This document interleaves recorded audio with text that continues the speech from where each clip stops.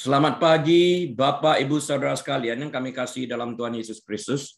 Selamat berjumpa kembali dengan saya, Harry Lee, Gembala Sidang Restoration Christian Church di Los Angeles.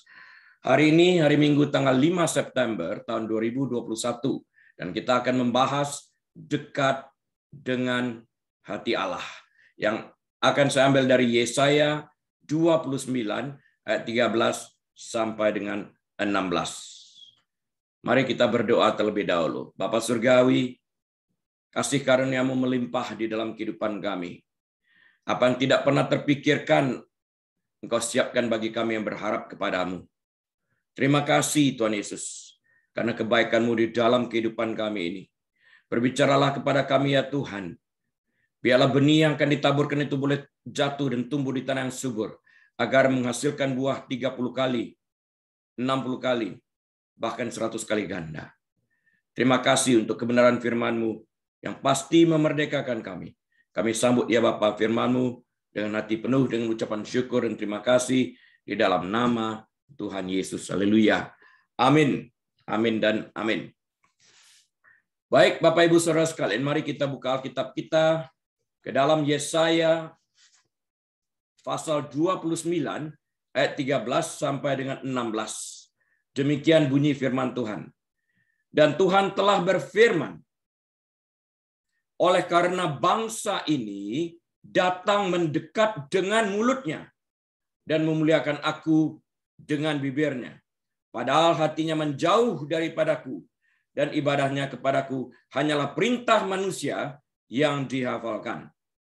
Maka sebab itu, sesungguhnya aku akan melakukan pula hal-hal yang ajaib kepada bangsa ini, keajaiban yang menakjubkan. Aku akan melakukan pula hal-hal yang ajaib kepada bangsa ini, keajaiban yang menakjubkan. Hikmat orang-orangnya yang berhikmat akan hilang, dan kearifan orang-orang yang arif akan bersembunyi. Celakalah orang yang menyembunyikan dalam-dalam rancangannya terhadap Tuhan, yang pekerjaan-pekerjaannya terjadi di dalam gelap, sambil berkata, siapakah yang melihat kita dan siapakah yang mengenal kita? Betapa kamu memutarbalikkan segala sesuatu. Apakah tanah liat dapat dianggap sama seperti tukang periuk? Sehingga apa yang dibuat dapat berkata tentang yang membuatnya. Bukan dia yang membuat aku.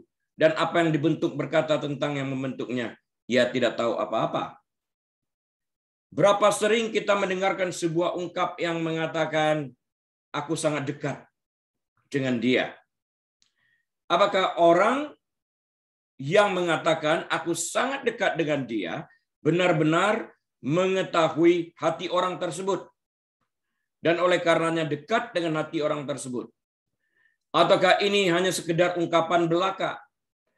Karena setelah beberapa waktu, saat masalah timbul, muncul ungkapan yang lain lagi. Dulu kami sangat dekat, dulu. Namun sejak hal ini dan itu terjadi, kami menjadi sangat jauh satu dengan yang lain. Kalau memang ini halnya, apakah kita memang dekat dengan hati orang tersebut? Sehingga kita mengetahui segala sesuatu tentang kekuatan, kelemahan, kelebihan dan sebagainya ini dari orang tersebut. Ternyata kalau kita melihat di dalam dunia ini, kata-kata seperti ini tidak lebih daripada sebuah ungkapan. Karena kalau hati yang mendekat, orang akan lebih mengerti tentang keberadaan orang tersebut dan lebih mudah memahami apapun yang terjadi di dalam kehidupan ini. Dengan demikian, pertanyaan berikut sangat penting untuk dipertanyakan. Seberapa dekat hati kita dengan sahabat kita, dengan kerabat kita, atau dengan Tuhan? Jika hati kita dekat dengan sahabat atau kerabat kita, artinya kita mengerti siapa mereka dan dapat menerima kelebihan dan kekurangan mereka. Tidak satu manusia pun memiliki hati yang murni. Hanya Tuhan yang memiliki hati yang murni. Yeremia 17 ayat 9 sampai 10 mengatakan, betapa liciknya hati. Lebih licik daripada segala sesuatu. Hatinya sudah membatu. Siapakah yang dapat mengetahuinya? Ayat 10. Aku Tuhan yang menyelidiki hati, yang menguji batin untuk memberi balasan kepada setiap orang setimpal dengan tingkah langkahnya, setimpal dengan hasil perbuatannya. Tuhan bahkan dalam Yesaya 29 ayat 16 mengatakan, betapa kamu memutarbalikkan segala sesuatu. Tuhan yang menyelidiki hati dan yang menguji batin manusia mengetahui segala sesuatu yang terdapat dalam hati manusia tersebut dan memberikan balasan yang setimpal dengan tingkah langkahnya, setimpal dengan hasil perbuatannya. Sekalipun mulutnya mengaku bahwa hatinya dekat dengan hati Allah karena perbuatannya tidak menunjang apa yang dikatakan mulutnya. Yakobus 4 ayat 8 mengatakan, mendekatlah kepada Allah dan Ia, Allah itu, akan mendekat kepadamu. Tahirkanlah tanganmu, hai kamu orang-orang berdosa, dan sucikanlah hatimu, hai kamu yang mendua hati. Yakobus 4 ayat 8 ini secara jelas mengatakan kepada kita bahwa untuk mendekatkan diri kepada Tuhan dimulai dari pertobatan. Dan karena manusia yang mau bertobat, maka setiap orang berdosa harus datang mendekatkan diri mereka kepada Tuhan untuk memohonkan pengampunan. Karena itulah dikatakan mendekatlah kepada Allah. Yakobus 4:8. Yakobus 4 ayat 8 mengatakan mendekatlah kepada Allah. Jadi manusia harus proaktif dan aktif untuk memilih mendekatkan diri mereka sebagai orang berdosa agar menerima pengampunan daripada Allah. Tahirkan tanganmu, katanya. Hai orang-orang berdosa. Tuhan memanggil kita dalam pertobatan. Karena melalui pertobatan ini dan tinggal diam di dalam pertobatan dan menghasilkan buah pertobatan, kita akan semakin mengerti hati Allah. Dengan demikian, kita dapat mendekatkan diri kita kepada Tuhan itu. Setelah diampuni, maka buah pertobatan sebagai bukti pertobatan yang nyata harus dihasilkan. Tuhan sempurna dan tidak pernah berubah dari dahulu, sekarang, dan sampai selama-lamanya. Kasih Tuhan tidak berubah. Tuhan pada awalnya mengambil inisiatif untuk mendekatkan dirinya pada manusia dengan mengutus Yesus anaknya untuk membayar upah dosa manusia.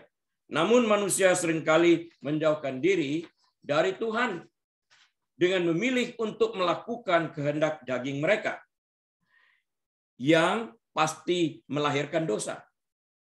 Dan dosa ini merupakan tembok pemisah antara manusia yang berdosa tersebut dengan Tuhan. Untuk meruntuhkan tembok dosa ini, maka manusia harus bertobat dengan datang kepada Tuhan, sehingga hubungan mereka dapat dipulihkan kembali. Tuhan dengan perantaraan Nabi Yesaya mengecam umatnya dalam Yesaya 29 ayat 13. Karena dengan mulut mereka bisa mengatakan hal-hal yang benar, sementara hati mereka jauh daripadanya. Artinya, apa yang mereka lakukan berbeda dengan apa yang mereka katakan. Lain di mulut, lain di hati, pepatah Indonesia itu. Mereka mengaku setia kepada Tuhan, tetapi keinginan mereka egois dan musyrik, artinya idolatrous. Bukannya mencari kemuliaan Tuhan, mereka hidup untuk diri mereka sendiri. Mereka melakukan ibadah sesuai dengan petunjuk kitab, tetapi tidak dengan hati. Mereka hanya menghafalkan dan melafalkan segala sesuatu yang tertulis dalam kitab mereka. Sementara hati mereka jauh dari menyembah Allah yang hidup. Mereka melakukan hal-hal yang benar berdasarkan segala sesuatu yang terdapat dalam kitab mereka, tetapi hati mereka tidak terlibat dalam ibadah mereka. Dengan demikian, mereka tidak pernah terlibat dalam tindakan penyembahan, sekalipun kata-kata yang mereka ucapkan melafalkan kata-kata penyembahan, karena sesungguhnya hati mereka jauh daripada apa yang mulut mereka sesungguhnya ucapkan. Kita perlu mengingatkan diri kita sendiri bahwa penyembahan melibatkan hati yang tulus untuk menyembah. Kata-kata yang indah tidak menjamin seseorang secara tulus menyembah Tuhan, dan Tuhan tidak pernah dapat dimanipulasikan dengan kata-kata yang indah, kata-kata puitis dan sebagainya ini. Karena Tuhan melihat kedalaman hati manusia yang mengaku menyembahnya. Karena manusia itu sesungguhnya telanjang di hadapan Tuhan. Tidak ada satupun yang tersembunyi di hadapannya. Sangat mudah bagi kita untuk jatuh ke dalam lubang kemunafikan yang sama, bukan? Di luar kita terlihat seperti orang Kristen yang baik, hadir dalam kebaktian, ikut menyanyikan lagu-lagu yang dinyanyikan, ikut mengajar sekolah minggu, ikut hadir dalam pendalaman Alkitab, ikut hadir dalam persekutuan doa, dan lain-lain sebagainya. Kita pun menggunakan kata-kata yang layaknya digunakan oleh umat Kristen. Seperti kami akan mendoakan atau kami akan berpuasa bagimu. Puji Tuhan, Tuhan sudah menjawab doa-doa kita dan sebagainya. Jika hati kita jauh dari Tuhan, maka kata-kata kita tersebut tidak lebih daripada lip service atau pemanis bibir belaka. Hanya orang yang hatinya dekat dengan Allah akan mencintai apa yang dicintai Allah. Sekalipun Daud banyak membuat kesalahan dalam hidupnya, namun 1 Samuel 13 ayat 14 mencatat bahwa Daud berkenan di hati Allah. Artinya, hati Daud terpaut dengan hati Allah dan Daud sangat mencintai firman Allah dan ia merenungkan Taurat itu siang dan malam. Orang yang hatinya dekat dengan Tuhan akan mengasihi Tuhan dan firman-Nya dan pasti akan mengasihi apa yang Tuhan kasihi. Pada saat ia jatuh, ia tidak sampai tergeletak, namun ia akan segera bangkit berdiri kembali. Bukan hanya bertobat dan berbalik dari jalannya yang jahat, namun ia akan membangun dirinya di atas firman Allah yang hidup. Dengan merenungkan firman Tuhan siang dan malam, maka mereka membentuk sikap, pikiran, dan tindakan mereka berdasarkan firman Tuhan. Dengan demikian, mereka menjalani kehidupan mereka dengan membangun kehidupan itu sendiri atas kebenaran firman Allah yang adalah batu karang yang teguh. Mereka mendisiplin diri mereka dengan mempelajari serta merenungkan firman Tuhan secara intensif dan merefleksikan kehidupan mereka agar sejalan dengan kebenaran firman Tuhan dan mereka menolak untuk mendukakan hati Allah dengan melanggar firman-Nya. Kabar baik yang kita terima adalah melalui Kristus Allah mencari kita. Dia menginginkan bukan hanya kata-kata kita. Dia menginginkan bukan hanya kata-kata kita, tetapi juga hati kita. Sehingga setiap tindakan yang kita ambil keluar dari hati yang terpaut dengan firman-Nya dan bukan tindakan untuk memanipulasikan orang lain. Seperti yang sering dipertontonkan oleh orang-orang Farisi. Seperti berdoa di pinggir jalan agar terlihat banyak orang. Tuhan menginginkan hubungan yang erat dengan kita sehingga kita dapat diubahkan dari dalam keluar. Jika hati kita jauh dari Tuhan, kita dapat berbalik kepadanya dalam pertobatan sehingga kita dapat diampuni dan dipulihkan ke dalam persekutuannya. Bahkan ketika kita telah menjauh dari Tuhan, Dia ada di dekat kita, memberi isyarat kepada kita untuk kembali kepadanya. Ini juga yang dialami Daud setelah jatuh dalam dosa, bukan? Sehingga tentang Daud, Tuhan berkata bahwa Daud adalah orang yang berkenan di hatinya. He's the man after my own heart.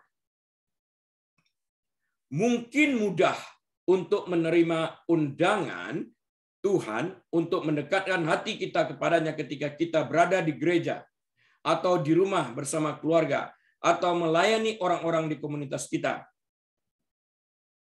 Lebih sulit untuk mendekatkan diri kita kepada Tuhan. Yang pertama ketika kita sibuk bekerja.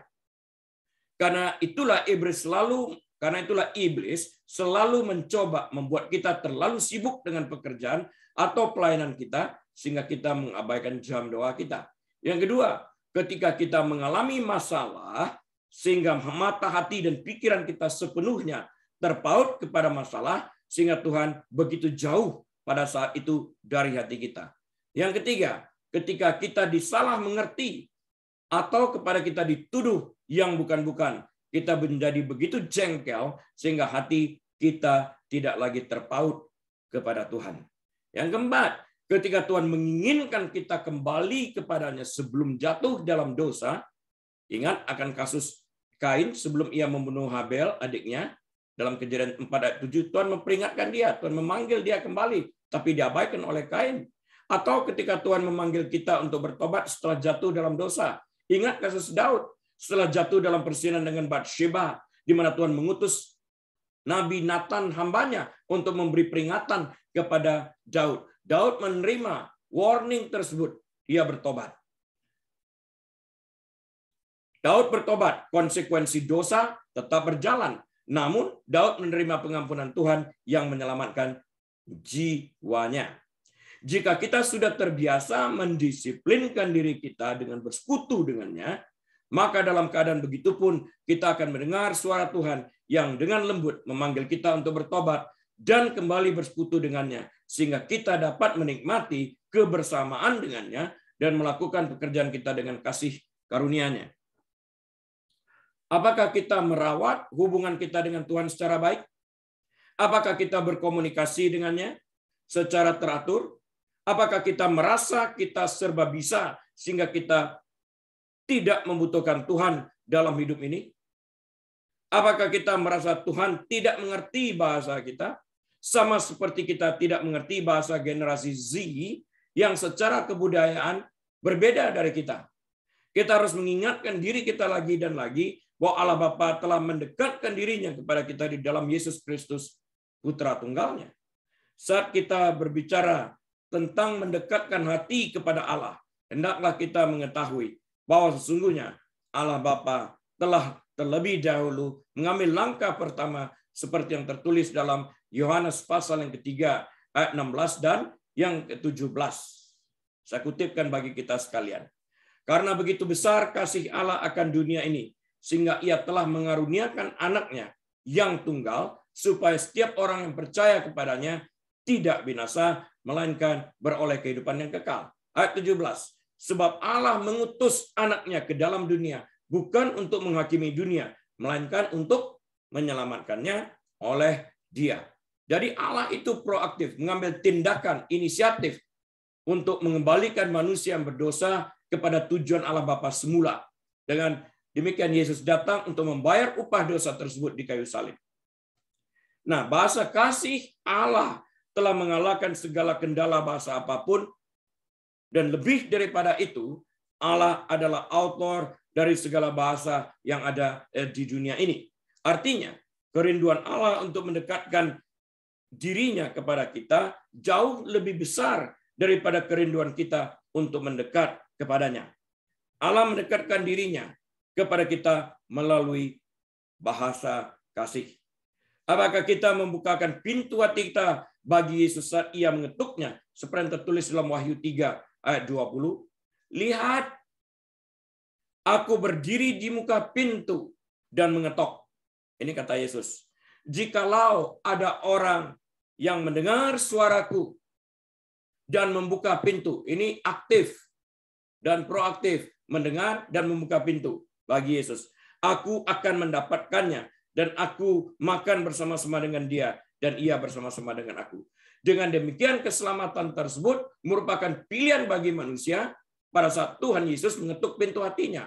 Membukakan pintu hati tersebut atau tidak membukakan alias menutupnya adalah pilihan manusia tersebut. Artinya, saat mereka mengeraskan hati mereka dan tidak mengizinkan Yesus masuk ke dalam hati mereka, maka Yesus pun sebagai gentleman tidak memaksakan kehendak dirinya. Orang tersebut jauh daripada keselamatan. Yesus sangat proaktif untuk menjalin persahabatan dengan kita. Dia yang memulai, dia mengetuk, dia ingin dekat dengan kita. Apakah kita mau meresponi apa yang Yesus kerjakan tersebut? Kuasa untuk membukakan pintu hati kita bagi Yesus dengan mempersilahkannya masuk ada pada kita masing-masing. Yesus adalah seorang gentleman, saya katakan tadi. Ia menunggu kita untuk membukakan pintu hati kita baginya, dan ia tidak pernah memaksakan kehendaknya. Berapa banyak orang melarikan diri pada saat Yesus mendekatkan dirinya. Mereka malahan menjauhinya, bukan? Berapa banyak orang melarikan diri dari kita, bukan karena kita penjahat, tapi karena kita membawa berita Injil yang adalah kebenaran yang menyelamatkan, yang memerdekakan. Mereka menjauhkan diri dari kita karena mereka memilih untuk hidup dalam dosa dengan mengeraskan hati mereka dan menuruti keinginan daging mereka, sekalipun mereka tahu bahwa pilihan mereka itu salah.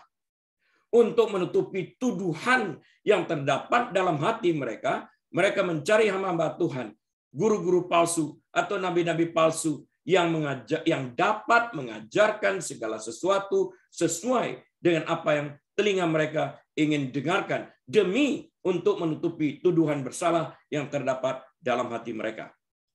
Tentang hamba-hamba Tuhan palsu, guru-guru palsu atau nabi-nabi palsu ini, kitab Injil Matius pasal yang ke-7 ayat 23 secara jelas mengatakan, "Aku tidak pernah mengenal kamu." Wow.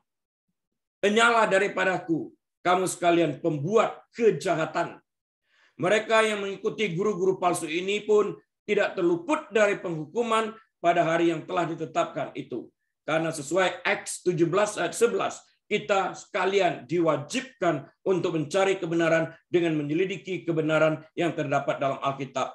Kapan? Setiap hari. Jadi, setiap dari kita bertanggung jawab untuk mencari kebenaran dengan membaca dan menyelidiki Alkitab setiap hari. Kewajiban kita sebagai orang Kristen. Tadi kita telah membaca Wahyu 3 ayat 20 tentang Yesus mengetuk pintu dan kita membuka pintu. Kita telah baca bersama-sama. Nah, satu ayat sebelum ayat ini, yaitu dalam Wahyu 3 ayat 19, Tuhan Yesus berkata, "Barang siapa kukasihi, ia kutegur dan kuhajar. Sebab itu relakanlah hatimu dan bertobatlah." Pernyataan ini diberitahukan oleh Tuhan Yesus satu ayat sebelum ayat 20. Barang siapa kukasihi, ia kutegur dan kuhajar. Sebab itu relakanlah hatimu dan bertobatlah. Nah, persis setelah ini dia mengatakan, "Aku mengetuk pintu. Barang siapa membuka pintu, aku akan masuk dan makan bersamanya." Artinya barang siapa memilih untuk mengizinkan Yesus karena ingin bertobat, dia akan ada di dalam kehidupan orang tersebut untuk menyelamatkan. Tapi pilihan manusia itu seringkali diikuti dengan perasaannya, diikuti dengan keinginan untuk tetap tinggal melakukan dosa-dosa yang sedang dan senang dikerjakan mereka. Sekalipun Allah datang untuk memberikan teguran bahwa kematian menunggu mereka, dan pada saat kematian mereka akan masuk ke dalam neraka karena itu mereka ingin diselamatkan. Namun manusia tidak menangkap berita keselamatan ini. Tadi saya tuliskan, mati itu pasti. Tidak ada seorang pun yang tidak mati kecuali rapture. Tuhan Yesus datang dan kita diangkat hidup-hidup. Surga dan neraka itu pun pasti. Mari kita responi dan kita cari tahu bagaimana caranya kita dapat secara pasti masuk ke dalam surga tersebut. Nah, tadi telah saya beritakan. Kepercayaan dalam hati kita kepada Yesus dan mengakui Dia sebagai Tuhan dan Juru Selamat kita itu Raja segala raja. Itu yang menyelamatkan kita. Iman yang menyelamatkan, bukan perbuatan. Jadi, maukah kita membuka pintu hati kita untuk Tuhan mengetuk pintu hati kita tersebut karena memanggil kita untuk bertobat? Pilihannya ada pada kita masing-masing. Jelas dalam hal ini bahwa tujuan Yesus mengetuk pintu hati kita adalah agar kita bertobat. Karena Yesus tidak menginginkan seorang pun binasa seperti yang tertulis dalam 2 Petrus 3 ayat yang ke-9. Kebanyakan orang tidak ingin ditegur. Karena mereka tidak ingin bertobat, karena mereka lebih mencintai dosa dan kesalahan mereka. Asal aku masuk surga cukuplah. Kira-kira begitu. Asal aku disebut orang Kristen cukuplah. Padahal Rasul Paulus mengatakan kerjakan keselamatanmu. Work out your salvation. Who does it? You do. Each one of us. Dengan demikian terdapat sebuah perlombaan. Semakin Tuhan ingin mendekatkan dirinya kepada mereka dengan mengutus hambanya, semakin mereka menjauhkan diri daripadanya. Mungkin dari antara kita pernah mengalami, semakin kita berjalan mendekati seseorang, mereka justru berjalan mundur, menjauhi kita, menjaga jarak sedemikian rupa agar kita tidak berpapasan, mungkin karena tidak kenal atau mungkin tidak ingin ditegur karena memilih untuk tinggal dalam kebiasaan yang seharusnya dirubah pada saat Yesus mengetuk pintu hati ini. Terkadang hamba Tuhan berada pada posisi dirugikan karena mereka merasa takut dan mengira bahwa hamba Tuhan ini akan memaksa mereka untuk bertobat dan percaya pada Alkitab. Padahal kepercayaan bukan sesuatu yang dapat dipaksakan, tapi merupakan sebuah pilihan yang diambil berdasarkan kebebasan memilih. Dengan demikian, mereka telah terlebih dahulu menjauhkan diri pada saat melihat nama Tuhan dari kejauhan. Jika bahasa bukan merupakan faktor penghalang, saya ulangi, jika bahasa bukan merupakan faktor penghalang untuk berkomunikasi dengan Allah, karena Allah dapat berbahasa apapun, lantas apa yang merupakan faktor penghalang antara manusia dengan Tuhan? Dosa, dalam Yesaya 59 ayat 2 dikatakan, memang merupakan tembok pemisah antara manusia dan Tuhan. Namun demikian, Yesus telah mati di kayu salib untuk menghancurkan tembok pemisah yang disebut dosa ini. Sehingga manusia dalam kuasa darah Tuhan Yesus dapat masuk ke dalam ruang Maha Kudus untuk berkomunikasi dengan Allah. Yang menjadi masalah terbesar adalah keengganan kita sendiri untuk memahami Allah dan karakternya. Untuk dapat mengenal Allah dan karakternya, kita perlu mendekatkan hati kita dengan hatinya. Kita perlu merenungkan firman-Nya sehingga kita dapat memahami pola pikir Allah serta mengasihi apa yang dikasihi Allah. Pada saat hati kita terpaut padanya, maka kita pun akan dapat mengenal karakter Allah itu. Ada beberapa hal yang dapat kita lakukan untuk mendekatkan hati kita kepada hati Tuhan. 1. Hidup dalam roh. Untuk mengerti bagaimana hidup dalam roh, baiklah kita terlebih dahulu mempelajari apa yang tertulis dalam Roma pasal yang ke-8 ayat 5-8. Roma 8 ayat 5-8. Demikian bunyi firman Tuhan. Sebab mereka yang hidup menurut daging memikirkan hal-hal yang dari daging. Mereka yang hidup menurut roh memikirkan hal-hal yang dari roh. Karena keinginan daging adalah maut, tetapi keinginan roh adalah hidup dalam damai sejahtera. Ayat 7. Sebab keinginan daging adalah perseteruan terhadap Allah, karena ia tidak takluk kepada hukum Allah. Hal ini memang tidak mungkin baginya. Mereka yang hidup dalam daging tidak mungkin berkenan kepada Allah. Ayat 8, Bapak Ibu Saudara sekalian, secara tegas mengingatkan kepada kita, mereka yang hidup dalam daging tidak mungkin berkenan kepada Allah. Kalau tidak berkenan kepada Allah karena hidup dalam daging, bagaimana mungkin kita dapat mendekatkan diri kepada Allah?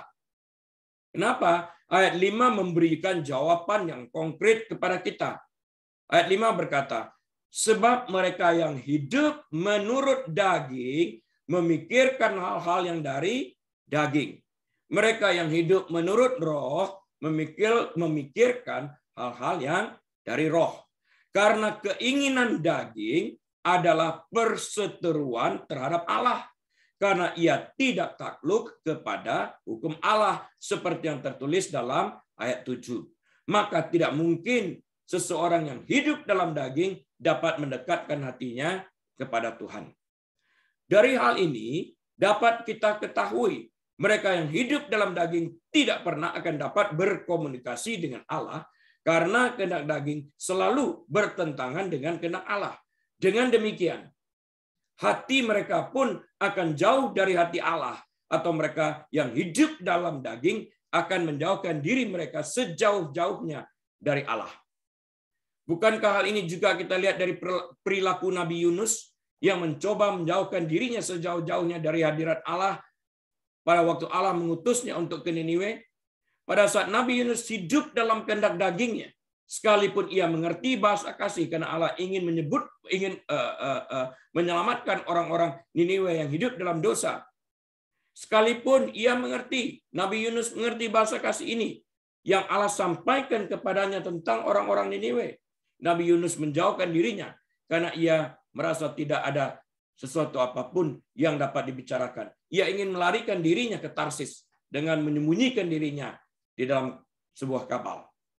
Alkitab mengajarkan kepada kita bahwa hati Yonatan, anak Raja Saul, terpaut dengan hati Daud. Mereka saling mengerti dan saling mendekatkan diri mereka, dan mereka dapat berkomunikasi satu dengan yang lainnya. Tapi hati Raja Saul, ayah Yonatan, tidak terpaut kepada Daud. Sekalipun Daud berjasa banyak bagi Saul dan kerajaan yang diperintahnya, dan masa mereka pun sama. Namun hati Raja Saul dipenuhi dengan rasa iri hati dan benci kepada Daud, sehingga ia ingin membinasakan Daud yang telah banyak berbuat baik, bahkan berjasa bagi Saul dan kerajaan yang dipimpinnya. Apakah Daud membalaskan kejahatan Saul? Sama sekali tidak, karena hatinya melekat kepada Allah. Ia sendiri yang berkata, biarlah Allah yang membalaskan jika saatnya bagi Saul telah tiba untuk mati, baik karena penyakit, karena usia tua, atau karena perang, itu di luar kuasaku. Biarlah Allah yang melakukannya. Hatinya melekat kepada Tuhan dan menyerahkan segala sesuatu itu kepada Tuhan. Sebuah tindakan yang baik. Raja Saul hidup dalam kehendak dagingnya. Sementara Daud hidup dipimpin oleh Roh Allah. Seperti yang saya sampaikan tadi. Hal ini menyebabkan mereka tidak dapat berkomunikasi satu dengan yang lainnya, sekalipun mereka memiliki bahasa ibu yang sama. Saul hidup dalam kehendak daging, Daud hidup dalam kehendak roh. Raja Saul membalas kebaikan Daud dengan kejahatan, sehingga kejahatan berdasarkan Amsal 17 ayat 13 tidak beranjak dari rumah Saul. Setiap orang yang sudah lahir baru seharusnya dapat berjalan menurut pimpinan Roh Kudus, karena Roh Tuhan tinggal dalam tubuh mereka yang adalah bait Allah. Rasul Paulus berkata dalam Galatia pasal yang kedua ayat 20 bahwa hidup yang kita hidupi saat ini bukannya kita lagi, tapi Kristus yang hidup di dalam kita. Jika Kristus sungguh-sungguh hidup dalam kehidupan kita, karena memang kita mengalami lahir baru yang benar, maka Roh Kudus yang hidup dalam kehidupan kita ini akan menuntun kita dalam setiap langkah kita untuk melakukan segala sesuatu yang menyenangkan Tuhan. Orang yang mengaku dirinya Kristen yang sudah lahir baru terlihat dari buah pertobatannya. Selama mereka masih memiliki kesenangan daging dan mengabaikan kehendak Tuhan seperti yang tertulis dalam Alkitab, maka bahkan tidak mengizinkan Tuhan untuk menegur. Sekali lagi, selama mereka masih memilih kesenangan daging dan mengabaikan kehendak Tuhan seperti yang tertulis dalam Alkitab, bahkan tidak mengizinkan Tuhan untuk menegur mereka melalui firman-Nya, sesungguhnya mereka bukan seorang Kristen karena mereka tidak mencintai Kristus dan firman-Nya. Hal ini bukan berarti bahwa mereka tidak bisa jatuh dalam dosa. Mereka masih bisa jatuh dalam dosa, namun tidak hidup dalam dosa dan kesenangan daging. Jika mereka memilih untuk hidup dalam kesenangan daging, maka berdasarkan Roma pasal yang ke-8 ayat yang ke-7, mereka hidup dalam perseteruan dengan Allah karena mereka tidak takluk kepada hukum Allah, dan mereka yang hidup dalam daging tidak mungkin berkenan kepada Allah berdasarkan Roma 8 ayat yang ke-8. Yang kedua, sikap hati. Seperti kita sikap hati kita sangat menentukan apakah kita dapat mendekatkan hati kita dengan hati Allah. Sikap kerendahan hati sangat dibutuhkan untuk dapat mendekatkan hati kita kepada Tuhan. Dan untuk itu kita harus mau dan rela menghancurkan setiap kesombongan dan keangkuhan hidup yang terdapat dalam jiwa kita, karena Tuhan menentang orang yang congkak dan merendahkan mereka. Kebesaran yang sejati menyangkut roh dalam batin dan hati. Kebesaran yang sejati menyangkut roh dalam batin dan hati. Sifat itu terlihat dalam hidup seseorang yang menampakkan kasihnya bagi Kristus dalam kerendahan hati yang tulus, seperti yang tertulis dalam Filipi pasal yang kedua, ayat yang pertama sampai yang ketiga. Dalam kerinduan untuk melayani Allah dan sesama manusia, dan dalam kerelaan untuk dipandang sebagai yang paling tidak penting di dalam kerajaan Allah. Kita harus memahami bahwa kebesaran itu bukanlah jabatan, bukanlah kepemimpinan, bukanlah kuasa, pengaruh, gelar pendidikan, ketenaran, kemampuan, prestasi, atau keberhasilan yang besar.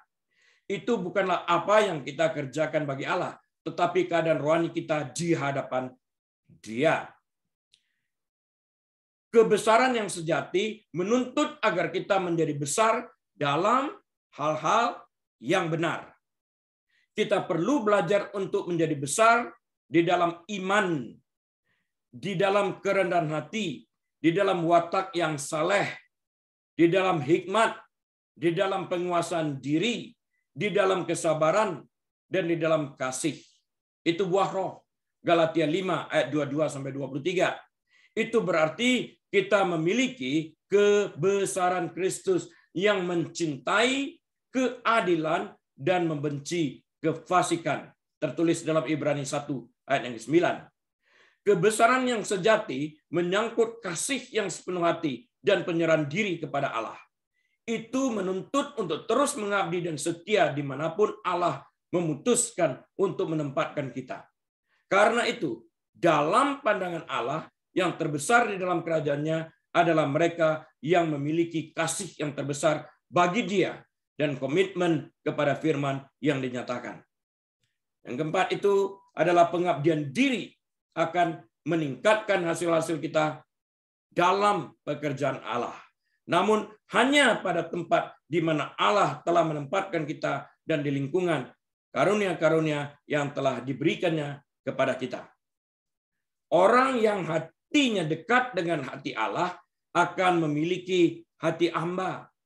Karena Yesus pun mengatakan, aku datang untuk melayani dan bukan untuk dilayani. Yesus telah menjadi contoh dan teladan bagi kita sekalian untuk kesetiaannya sebagai hamba. Ia taat sampai mati. Yesus menunjukkan kerendahan hatinya juga saat ia taat akan Yusuf dan Maria selaku orang tua yang merawat dan membesarkannya di bumi ini. Hal ini juga merupakan petunjuk bagi kita sekalian tentang kedekatan hati Yesus dengan hati Bapanya di surga. Ia mengerti tentang hati Bapanya dan ia taat melaksanakan kehendak Bapanya. Dalam kerendahan hati dari Tuhan Yesus sendiri dan kedekatan hatinya dengan Bapanya, ya, yang walaupun dalam rupa Allah tidak menganggap kesetaraan dengan Allah itu sebagai milik yang harus dipertahankan seperti yang tertulis dalam Filipi 2 ayat 6 sampai 11. Mari saya bacakan untuk kita bersama-sama. Filipi 2 ayat 6 sampai 11. Yang walaupun dalam rupa Allah tidak menganggap kesetaraan dengan Allah itu sebagai milik yang harus dipertahankan. Ayat 7. Melainkan telah mengosongkan dirinya sendiri dan mengambil rupa seorang hamba dan menjadi sama dengan manusia. Dan dalam keadaan sebagai manusia, ia telah merendahkan dirinya dan taat sampai mati, bahkan sampai mati di kayu salib. Itulah sebabnya Allah sangat meninggikan dia dan mengaruniakan kepadanya nama di atas segala nama, supaya dalam nama Yesus bertekuk lutut segala yang ada di langit dan yang ada di atas bumi dan yang ada di bawah bumi. Dan segala lidah mengaku Yesus Kristus adalah Tuhan bagi kemuliaan Allah Bapa. Yesus telah mendemonstrasikan kerendahan hatinya dan kedekatan hatinya dengan hati Bapa. Ia memerintah dengan hati hamba dan memiliki karakter hamba. Sekarang mari kita pelajari karakter hamba ini yang dekat dengan hati tuannya. Dan karena kedekatan ini, hamba tersebut mampu melihat sesuatu yang lebih besar dari dirinya sendiri. Bahkan, bukankah Yesus mampu melihat sesuatu yang lebih besar dari penderitaannya? Karakter hamba. Karakter seorang hamba terlihat jelas saat ia melayani, karena hatinya melekat kepada hati tuannya. Apakah ia sebagai seorang hamba memiliki kepekaan yang tajam akan kebutuhan orang yang dilayaninya, bahkan melihat lebih dari apa yang hanya sekedar dibutuhkan oleh orang yang dilayaninya? Apakah sebagai seorang hamba ia mengerti hati tuannya? Apakah ia memiliki kedekatan dengan hati tuannya? Bagaimana dengan penilik jemaat hari-hari ini? Apakah kita sungguh-sungguh hadir untuk melayani dengan memberikan yang terbaik yang ada pada kita? Melayani dengan memberikan yang terbaik adalah sebuah pilihan. Dan karena kita memilih untuk memberikan yang terbaik dalam melayani, maka kita tidak boleh memandang akan segala faktor eksternal yang ada atau yang kemungkinan akan muncul di dalam melayani. Sebagai contoh, dari waktu ke waktu saya mendapatkan pertanyaan, bagaimana kalau setelah melayani kamu disakiti, difitnah, dan lain-lain sebagainya? Apakah kita berhenti melayani? Jika kita berhenti melayani, bukankah pelayanan kita telah ditentukan oleh faktor eksternal tersebut? Bukankah pelayanan kita dikontrol oleh manusia yang menyakiti? Dengan demikian kita mengatakan bahwa pelayanan kita bukan berasal dari Tuhan, tapi daripada manusia yang mengontrol. Jika pelayanan kita ditentukan oleh faktor eksternal, bukankah kemurnian dan kesungguhan melayani tersebut sebetulnya telah tercemar? Apakah hal ini masih dapat disebut melayani? Jika faktor eksternal yang menentukan pelayanan, siapakah sesungguhnya yang kita layani? Bukankah kedagingan kita sendiri? Bukankah manusia yang mengatur jalannya pelayanan tersebut? Apakah dalam hal ini kita dapat mengatakan bahwa kita memiliki kedekatan hati dengan Allah? Pada saat kita melekat, pada saat hati kita melekat kepada Yesus, maka kita akan mengerti sikap hati Yesus terhadap Bapaknya ibarat hati seorang hamba kepada Tuannya. In conclusion, summary saya, kita sekalian adalah hamba Allah, dan sebagai hamba kita harus setia kepada Tuhan kita dalam melakukan segala sesuatu yang diminta dari kita. Sebagai hamba, kita harus memiliki kedekatan hati dengan hati Tuhan kita, sehingga sebelum Tuhan kita berbicara pun kita telah mengerti apa yang tersirat dalam hatinya. Dengan demikian kita dapat memberikan yang terbaik dalam melayani Tuhan kita. Hati yang melekat kepada Tuhan adalah hati yang mengasihi apa yang dikasihi oleh Tuhan. Sehingga segala sesuatu yang kita kerjakan akan kita kerjakan untuk menyenangkan hati Tuhan tanpa bersungut-sungut, karena kita mengasihi Tuhan dan Ia telah terlebih dahulu mengasihi kita. Amin. Bapak Surgawi, kami mengucapkan syukur dan terima kasih untuk kebenaran firman-Mu ini ya Tuhan, yang telah hamba taburkan. Biarlah setiap benih ini boleh jatuh di tanah yang subur, sehingga boleh menghasilkan buah 30 kali, 60 kali, bahkan 100 kali ganda. Bapak Ibu Saudara sekalian yang kasih Tuhan, mari kita angkat tangan dan buka pintu hati kita. Terimalah berkat daripada Allah Bapa, dan biarlah Bapa Surgawi itu sendiri menyinari wajahnya atas setiap daripada kita. Bapa Surgawi menuntun kita di jalan yang benar oleh karena namanya, membaringkan kita di padang berumput hijau, menyediakan makanan bagi kita di hadapan lawan kita, bahkan mengurapi kepala kita dengan minyak sehingga piala kita penuh melimpah. Sehingga engkau menjadi kepala dan bukan ekor, naik dan tidak pernah turun. Diberkati saat engkau masuk, diberkati saat engkau keluar, diberkati bakulmu, diberkati tempat adonanmu, diberkati pekerjaanmu, diberkati rumah tanggamu, diberkati pernikahanmu, diberkati pekerjaanmu, diberkati pelayananmu. Apa saja yang kau kerjakan, Tuhan buat berhasil. Bahkan buah kandunganmu pun diberkati oleh Tuhan. Dan biarlah kita boleh membuka lembaran waktu kita dengan hati penuh dengan ucapan syukur, dengan hikmat marifat dari Bapa Surgawi, damai sejahtera dari Tuhan Yesus Kristus, dalam persekutuan yang manis dan erat bersama Tuhan Roh Kudus, saat ini bahkan sampai selama-lamanya. Tuhan Yesus datang kali keduanya menjemput kita semua yang percaya kepadanya. Haleluya. Amin, amin, dan Amin.